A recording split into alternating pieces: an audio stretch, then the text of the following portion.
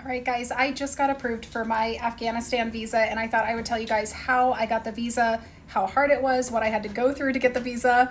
I'm here in Islamabad, Pakistan. The visa itself was only $130 USD. I have heard that it's more expensive depending on the embassy that you go to. For example, my friend Danny here, he went to Sofia, Bulgaria to get his visa, and it was 170. 170 US. Yeah, 170 US. I've heard other people have gone to Dubai and it ends up being about $210 USD.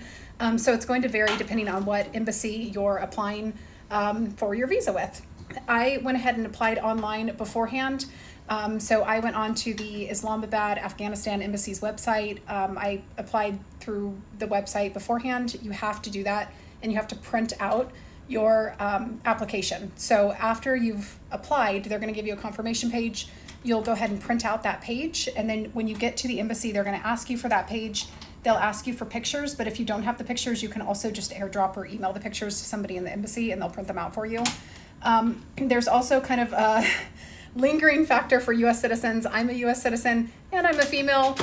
So when I went to the embassy, they asked me for a letter of invitation. Now, the letter of invitation, it's not very clear if you actually need a letter of invitation or not. Let me kind of explain why.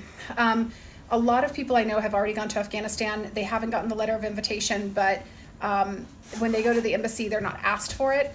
Me, I was asked for the letter of invitation. They thought that I was going alone to Afghanistan at first. So instead of having the letter of invitation, I went through a process of basically, I interviewed with the ambassador, and I went through a series of questions with him. He asked me all kinds of personal questions, asked me if I had social media, asked me what I did for work, how long I had been traveling for. I tried to explain that I was trying to go to every country in the world, and that was why I was going to Afghanistan. He even asked me political related questions. So if you don't have a tour guide or a letter of invitation, be ready for that interview with the ambassador if you go to an embassy in person for the Afghanistan visa, because they might ask you for that. So just be ready for that just in case. If you want to be super, super safe, you can also book a tour. The tour will give you the letter of invitation, and then you probably won't need